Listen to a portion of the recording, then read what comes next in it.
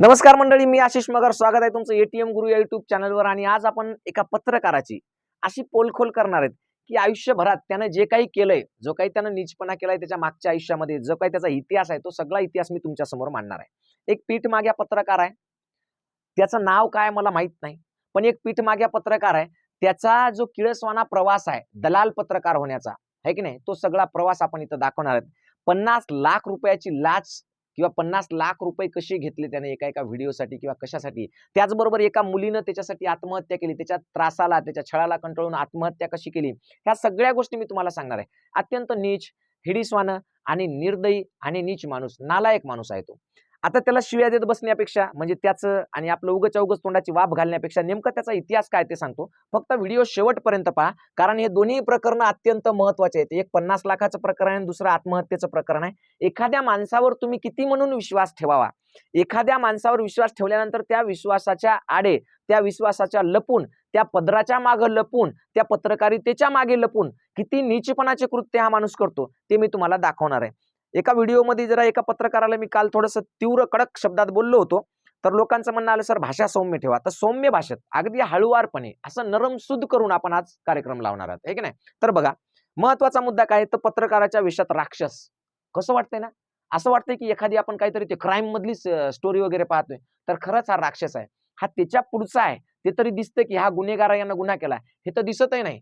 तुम्हाला माहित आहे, भूत दिसत नाही पण हमला करतंय म्हणा, आहे की नाही. तसं कार्यक्रम याचं, भूतासारखं काम आहे याचं. हे दिसत नाही पण आहे नीच त्याच प्रवृत्तीचा. बघा, हा जो पत्रकार आहे, आता सुरुवातीला काय झालं, या पत्रकाराला वाटलं आपण काय आहे, आपलं नाव आहे करणी, मग आपण करणी बदलून कर करू.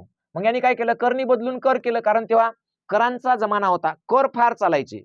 हा, डिग्रसकर, सोडेगावकर, ढमुककर, अर्धापूरकर, टमुककर, टमुककर, टमुककर, टमुककर, आहे की नाही. तर करांचं फार पेव फुटलं होतं, करांच्या पत्रकारिता फार चालायच्या, पेपरवरचे लेख फार वाचायचे लोक. म्हणून काय केलं यांनी, करणी ते कर केलं. कर केलं, पुन्हा कळालं की करांचं मार्केट डाऊन झालं, पुन्हा कर पासून त्यानं काय केलं, पुन्हा करचं काय केलं, करणी केलं. म्हणजे पहा, आधी करणी पासून कर केलं, पुन्हा कर पासून करणी केलं, वापस करणीवर आले ते. आणि मग काय झालं, सुरुवातीला ते काय करायचे मी सगळं सांगणार आहे बरं का. ह्याच्यातल्या ह्या दोन घटना फार महत्वाच्या, एक तर 50 लाखाची आणि दुसरी आत्महत्येची, दोन्ही घटना सांगणार आहे, पण त्यांचा प्रवास थोडा आधीपासून सांगतो. आणि हे सगळं ते जर नाही सुधरले तर आणखी आपल्याला पुढे जायचंच आहे की नाही. नाही सुधरले तर पुढे जाणारच आपण. पहा, सुरुवातीला काय करायचे ते, शालेय जीवनामध्ये असताना किंवा कॉलेज जीवनामध्ये असताना त्यांच्याकडे काही नव्हतं, ते पहिलेपासून पीठमागे, आहे की नाही, दुसऱ्याच्या याच्यावर जगणारे होते, जग्या पत्रकार म्हणतो आपण त्याला, तसे ते जगे होते. तर ते काय करायचे, मित्रांच्या पैशातून स्पर्धा करायचे. म्हणजे एसटीचं तिकीट मित्रांनी द्यायचं, त्या स्पर्धेसाठी जे काय भरायचं, वादविवाद स्पर्धा असतील, भाषण स्पर्धा असतील, वक्तृत्व स्पर्धा असतील, जे काय असेल ते, तर त्याच्यासाठी मित्रांकडून पैसे घ्यायचे, त्याच ठिकाणी जायचं, तिथली एंट्री फीस मित्रांच्याच पैशाने भरायची, आणि मग तिथं ते स्पर्धा करायचे, आणि त्या स्पर्धेमध्ये भांडण करायचे, कारण त्यांचा कधी नंबर येत नव्हता. त्यांना कायम उत्तेजनार्थ, फित्तेजनार्थ बक्षिसं मिळायचे, आहे का नाही. तर त्या स्पर्धांमध्ये ते काय कुटाने करायचे ते पण मी शेवटी सांगितलेलं आहे बरं का. ते सुद्धा तुम्हाला सांगणार आहे की त्या स्पर्धांमध्ये ते काय कुटाने करायचे, कशा प्रकारे ते वागायचे. तर अशा प्रकारे स्पर्धेत भांडणं करणं, रडणे, उत्तेजनार्थ लढून पडून घेणे आणि मित्रांच्याच पैशावर जगणे, असा त्यांचा धंदा होता. आज त्याच मित्रांवर व्हिडिओ करू करू ते पोट भरत आहेत. म्हणजे त्याच्यातले काही मित्र मोठे झाले, चांगल्या पदावर गेले, मोठ्या ठिकाणी गेले. अशा सगळ्या ठिकाणी ते काय करत आहेत, तर अशा सगळ्या ठिकाणी ते म्हणजे ते सगळं करून पोट भरत आहेत त्यांच्यावर बोलून. ठीक आहे, आता थोडं पुढे जाऊया. बघा, आता याचा व्यवसाय किती आहे सांगतो तुम्हाला मी.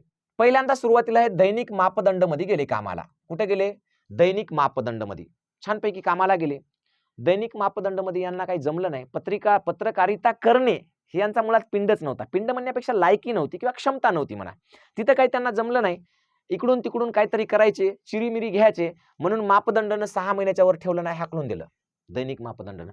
मग ते स्वामी मॅडम आहेत, तर त्यांच्या परवानगीने नाही, पण त्यांच्या परवानगीशिवाय नाव वापरलं म्हणून मी पूर्ण नाव घेत नाही, कदाचित आक्षेप नको, उगत त्यांच्या नावाला कलंक कशाला म्हणून, आहे की नाही, या माणसाचा, म्हणून पूर्ण नाव घेत नाही. पण त्या स्वामी मॅडमच्या ओळखीने दैनिक गावकरीमध्ये गेले.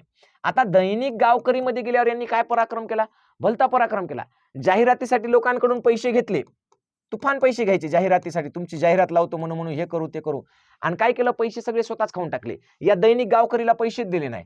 हे प्रकार जेव्हा दैनिक गावकरीच्या लक्षात आलं, त्यांनी सुद्धा 6 महिन्याच्या त्याला हकलून लावलं. त्यांनी सुद्धा काय केलं, हकलून लावलं या पत्रकाराला.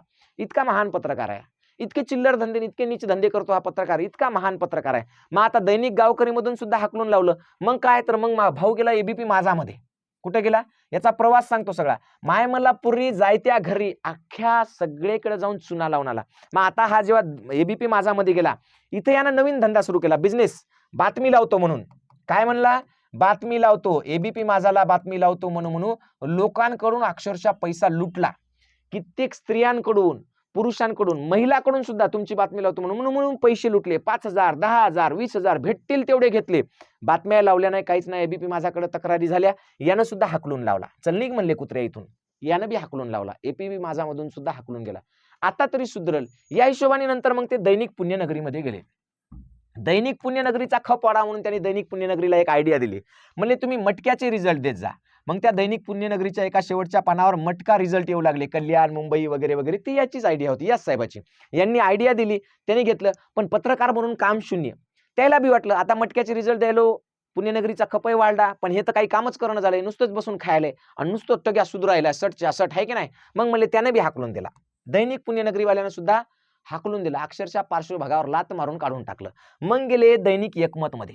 इथं काय नाही, इथं बापूरावनं काय केलं, मोठमोठ्या कारखान्यांच्या जाहिराती आहे की नाही, कारखान्यांच्या जाहिराती वगैरे, मोठमोठे कामं.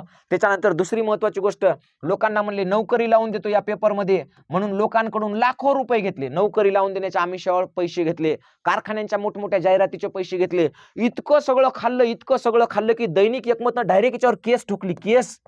आणि हाकलून तर दिलं, पण त्याच्यावर केस केली. आणि अजूनही कोर्टात केस चालू आहे बरं का दैनिक एकमतची, पैशाच्या फ्रॉड बद्दलची, की या माणसानं पैसे खाल्ले म्हणून अजून सुद्धा चालू आहे. नंबर 1 केस चालू आहे. तर असा हा नीच माणूस, असा हा नालायक, पत्रकारितेच्या विषयात असलेला राक्षस, याचे कारण मी तुम्हाला सांगतो. त्याच्यानंतर मग श्रीकांत उमरीकर यांच्या मदतीने युट्यूब सुरू केलं यांनी, आहे की नाही, अडचण नाही. तेव्हा ते शेतकरी विंगचं काम करायचे, RSSची माणसं होती, त्यांच्या मदतीने युट्यूब चालू केलं. त्यालाच बॅक केलं ना आपण पुढे गेला, असं हरकत नाही. आता बघा 50 लाखांचं प्रकरण काय होतं या माणसाचं ते थोडक्यात सांगतो तुम्हाला. बघा एक सांगतो मी, आणि त्याने कधी पण या विषयावर बोलावं. आपल्याकडे अजून लय पुरावे आहेत, असं बख्खळ गडगंज साहित्य आहे आपल्याकडं. त्यांनी बोलला की आपण एकाने एक मग पुराव्यानिशी, नावानिशी सगळं आपण बाहेर काढणार, सगळं.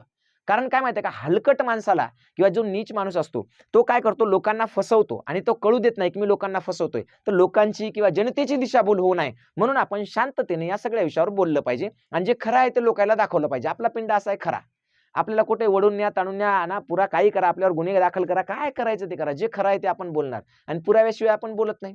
पुरावा असल्याशिवाय आपण त्याच्यावर विचार म्हणजे व्यक्त होत नाही. त्याच्यामुळे पहा मग काय झालं, 50 लाखाचं प्रकरण सांगतो तुम्हाला. बीड भाजपा जिल्हाध्यक्ष आहेत, त्यांनी आत्महत्या केली. ओके, त्यांचं नाव नाही घेत आता.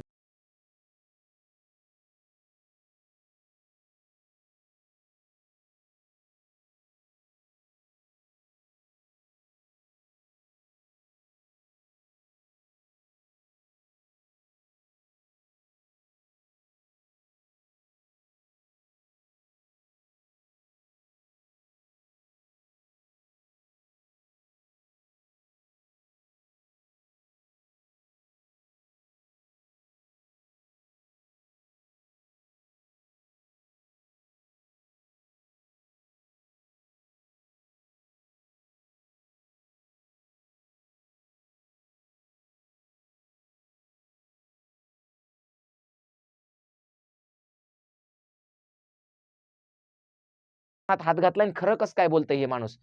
पण दुसऱ्याच दिवशी व्हिडिओ गायब झाला. व्हिडिओ प्रायव्हेट झाला, व्हिडिओ दिसत नाही, युट्यूबवर नाहीये म्हणल्यावर मी चौकशी केली. मग मला असं कळलं की जसा व्हिडिओ पब्लिश झाला तसं कराड साहेबांनी यांना बोलवून घेतलं. मग सेटलमेंट झाली आणि मग 50 लाखामध्ये व्हिडिओ काढून टाकण्याचं ठरलं. आणि मग याच्यावर आधारित जो व्हिडिओ होता तो 50 लाख रुपये घेतले आणि व्हिडिओ प्रायव्हेट केला. आता 50 लाख घेतले की नाही याचा काही पुरावा आहे का, याचा काही सबूत आहे का? बिलकुल नाही. मी म्हणतोय का घेतलेच म्हणून? बिलकुल नाही. पण व्हिडिओ प्रायव्हेट केला एवढं मात्र नक्की आहे. तो व्हिडिओ या हत्येशी संबंधित होता एवढंही मात्र खरं आहे. त्या व्हिडिओमध्ये यांचं नाव होतं हे बी खरं आहे. ते व्हिडिओ कोणाच्या संदर्भात होता, कोणाच्या माहितीचा होता, त्यांनी तिथून बीडमधून त्या जोडीला कुठं पाठवलं कोल्हापूरपर्यंत, तिकडं काय झालं, इकडं काय झालं, व्हिडिओ क्लिप कशा तयार झाल्या, ह्या सगळ्या गोष्टी त्याच्यामध्ये आहेत. पण तो व्हिडिओ एका दिवसात प्रायव्हेट केला, त्याचं कारण काय? एक तर मग याला बोलवून काय बंदूक ठेवली होती त्याच्या डोक्यावर, फाटली याची का, मग काय झालं बाबा नेमकं? पण मी जेवढी माहिती काढली तर माझ्या हिशोबानुसार त्यांनी तो व्हिडिओच फक्त याच्यासाठी केलता की हा आकडा त्यांना हवा होता आणि म्हणून फक्त व्हिडिओ केला होता. बाकी दुसरं कोणतंही त्याला कारण नव्हतं. दोन पैकी काय खरंय ते ज्याचं त्यानं सांगावं. ज्याच्याबद्दल मी बोलतोय त्यांना पत्रकार परिषद घ्यावं, की त्यांनी स्वतःच्या चॅनलवर मस्त व्हिडिओ करावं, की हे 50 लाखाचं प्रकरण काय आणि हे व्हिडिओ प्रायव्हेट करण्याचं कारण काय ते त्यांनीच सांगावं. कशामुळे प्रायव्हेट केला ते, हे की नाही. चला असो, हे झालं सगळं. एका माणसाचा मृत्यू झाला, एका माणसाच्या म्हणजे मुलीला छळण्यात आलं, दुसऱ्या कोणाचे तरी व्हिडिओ व्हायरल होऊ लागले, इतकं मोठं प्रकरण, इतकं मोठं कांड, त्याचा यानं संधी साधूपणासारखा फायदा उचलला, 50 लाख रुपये घेतले आणि नामानिराळा झाला, असा हा माणूस आहे. आता पुढे जाऊया थोडंसं. बघा, आता हे तारा आत्महत्या प्रकरण, पूर्ण नाव घेत नाही मी, हे की नाही. हे ताराताई जे आहेत यांचं पूर्ण नाव घेत नाही मी, कारण काय माहिती आहे का, मृत्यूनंतर एखाद्या माणसाची अशा माणसामुळे, नालायक माणसामुळे बदनामी व्हावी अशी माझी इच्छा नाही. पण जर समजा हे नाही सुधारले, मग मात्र नाव, डिटेल्स, तारीख, वार सगळं सगळं सगळं घेऊन येणार आपण, हे की नाही. तर याच्या त्रासाला कंटाळून हे असं गोडबोल्या, तुम्हाला तर माहित आहे हे फार गोडबोले असतात. यांना किती काय म्हणलं तर काय वाटत नाही, स्वतःला फार मोठे तज्ञ समजणार, असं करणार, बगलत हात घालणार, इकडून बगलत हात घालणार, तिकडून बगलत हात घालणार, आणि मग असा हात चोळू चोळून मी किती मोठा आहे, मी किती म्हणजे राष्ट्रप्रथम या विचाराचा आहे. राष्ट्रप्रथम मुळीच नाही, पैसा प्रथम. काय, पैसा प्रथम. उद्या जर समजा फडणवीस साहेबापेक्षा दुसरं कोणी याला पैसे जास्त द्यायला लागलं तर हे तिथं सुद्धा सोडून जाईल आणि दुसरीकडे जाईल, है की नाही. इतका खतरनाक पद्धतीचा माणूस आहे. मग काय झालं, तर यानं असंच गोड बोलून बोलून एका मुलीला फसवलं.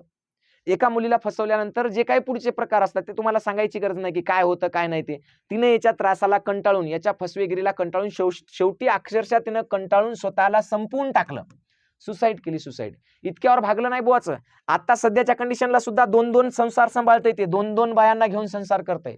हा, तुम्हाला वाटत असेल की त्याचं कॅरेक्टर लय छान आहे, तो लयच म्हणजे फार देशभक्त आहे, राष्ट्रभक्त आहे, राष्ट्रप्रथम आहे, देशाचा विचार करतो, हिंदुत्वाचा विचार करतो, अमुक करतो, ढमुक करतो. तो कशाचाही विचार करत नाही. तो फक्त बाई आणि पैसा या 2 गोष्टीचा विचार करतो. बाकी सगळे विचार त्याज्य आहेत त्याच्यासाठी.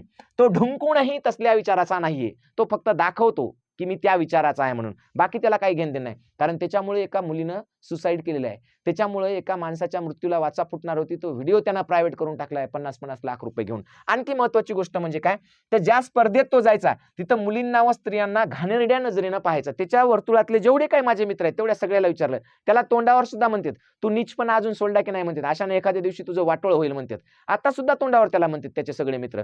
तिथं काय करायचा, मुलींना म्हणजे जर समजा कोणी एखादी ती काय म्हणतो आपण त्याला, सूत्रसंचालन करणारी मुलगी असेल किंवा तिथं मग जे परीक्षक म्हणून बसलेल्या स्त्रिया असतील त्यांच्याकडे घाणेरड्या नजरेनं पाहणं, वाईट कमेंट पास करणं, हे त्याच्या खुबीज, हॉबीज, छंदच आहेत त्याचे छंद.